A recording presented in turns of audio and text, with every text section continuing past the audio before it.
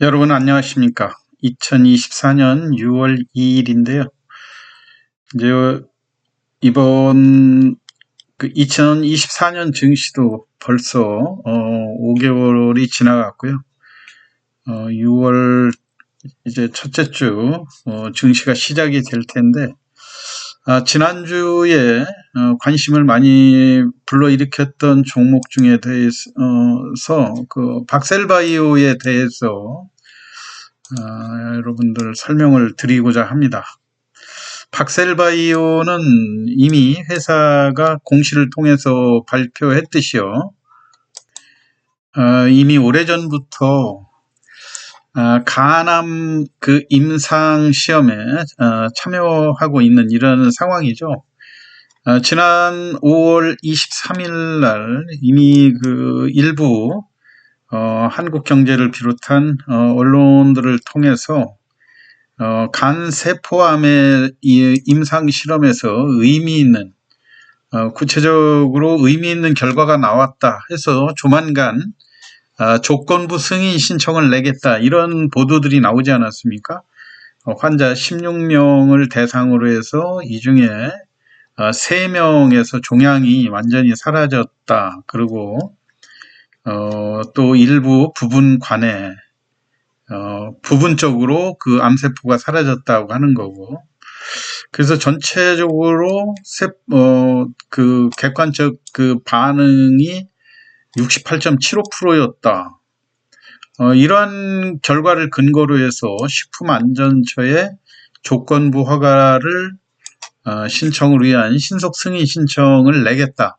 이렇게 하면서 이 박셀바이오가 주가가 15,000원대에서 점진적으로 주가가 상승하면서 5월 22일 날은 상한가를 기록하지 않았습니까? 근데 최근에 제가 이 주가의 흐름을 보면서 상당히 좀 이 주가의 움직임이 이게 일반 투자자들, 우리가 흔히 세력이라고 얘기하지만은 뭔가 내부 정보를 이용해서 주가의 매도를 했다고 하는 그런 의심을 강하게 받게 한다 이런 얘기예요. 왜냐하면 언론에 공시된 게 5월 22일 날 상한가로 강하게 올라가지 않았습니까? 그래서 주가가 이렇게 상한가를 쳤는데 이 박셀바이오에 대해서 가지고 계신 주주분들이라든가 또는 여기 상한가에 상따를 했던 이때도 500만 주가 거래되지 않았습니까? 그런데 석연치 않게 그 이튿날 5월 23일 날 저도 이 종목의 매매에 직접 참여를 하고 고객님들 상담을 하면서 유익 있게 아주 예의주시를 해봤는데 정말 이해할 수 없는 주가 흐름이었거든요. 왜냐하면은 5월 22일 날 상한가를 기록해 놓고 그 이튿날 한 번도 반등을 해보지 못하고 초반부터 잘 아시는 분들은 알겠지만은요, 이 종목이 상한가 잔량만도 40만 주, 50만 주 정도 되지 않았었습니까? 그런데 지난 주말에 공시 나온 거를 보면 지금 그 박셀바이오가 이재중 대표가 324만 주를 가지고 있고요. 이준행 대표가 201만 주. 이 두 분은 박셀바이오의 각자 대표를 맡고 있으면서 전남대 화순병원의 의료진이기도 하고 또 박셀바이오의 간암 임상에 참여하고 있는 교수들 아닙니까? 이분들 중에 이준행 대표라고 하는 분이 지난 5월 27일 날 63만 주, 지분으로 따지면 2.7%를 매도했다는 이야기예요. 그런데 이게 5월 31일 날 장 마감한 다음에 공시가 됐거든요. 자, 여기 보면 대량 보유 신청 현황이 나오죠. 주식 보유 변동. 이것도 5월 31일 날 장이 끝나고 나서 17시에 이렇게 보도를 했어요. 63만 주가 지금 줄어드는 거로 나왔죠. 자, 그러면 우리가 이 주가의 이상 흐름을 보였던 이 흐름이 어느 정도 이유를 알게 되는 거죠. 자, 5월 22일 날 회사가 긴급 임시 그 식약처에 그 간암 임상 그 긴급 승인을 신청한다고 해놓고 상한가가 올라갔는데 그 이튿날 바로 매도 주가가 한 번도 보통 이렇게 상한가에 잔량이 많이 쌓여있던 종목이 그 이튿날 시초가가 강하고 위로 상승하다가 음봉으로 하락치는 일은 있지만 장이 시작도 되기 전에 그 전날 40만 주, 50만 주 쌓여있던 이러한 그 상한가 잔량이 장 시작도 안 해서 장 전부터 그 고스란히 다 매물로 나왔다고 하는 것.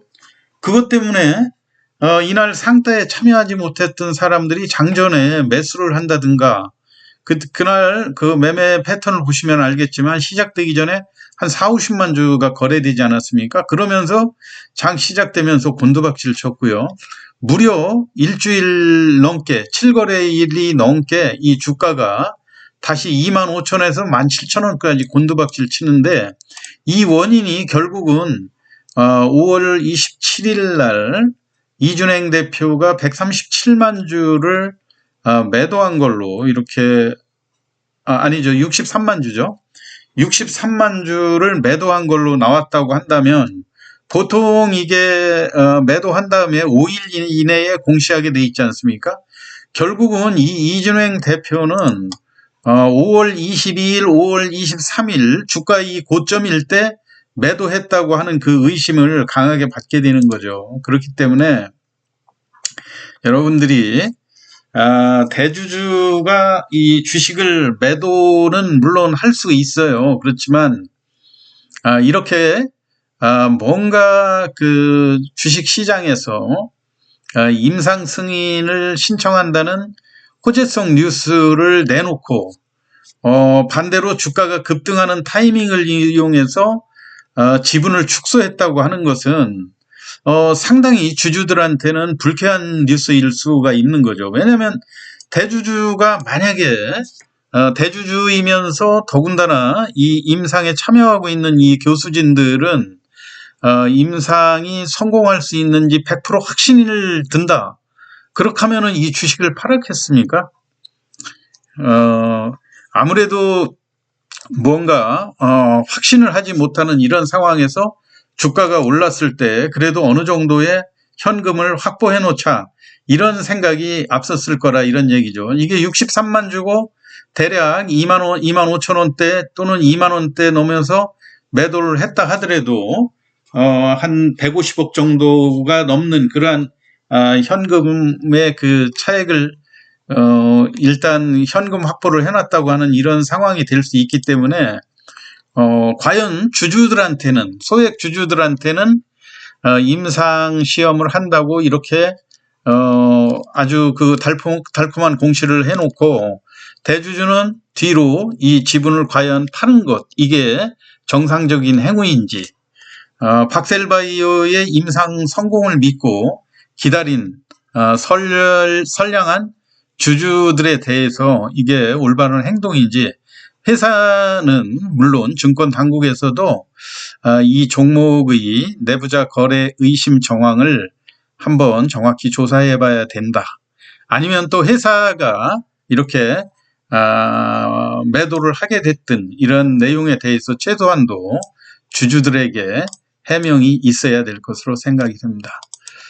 박셀바이오 최근에 지금 시장에서 아무래도 HLB라든가 이런 종목들 미국 FDA 임상이 일단 보류되면서 바이오 종목 쪽에 자꾸 희망이 조금씩 약해지는 이런 상황에서 특히 또 박셀바이오마저 내부적으로는 좋은 공시를 해놓고 대주주가 지분을 축소한 이런 것들은 일반 소액주주들에게 실망으로 다가가지 않을까 해서 박셀바이오의 대주주 지분 축소에 대해서 설명을 드렸습니다. 참고하시기 바라고요. 다음 주에도 좋은 투자 수익 올리시기 바랍니다. 시황 마치겠습니다. 감사합니다.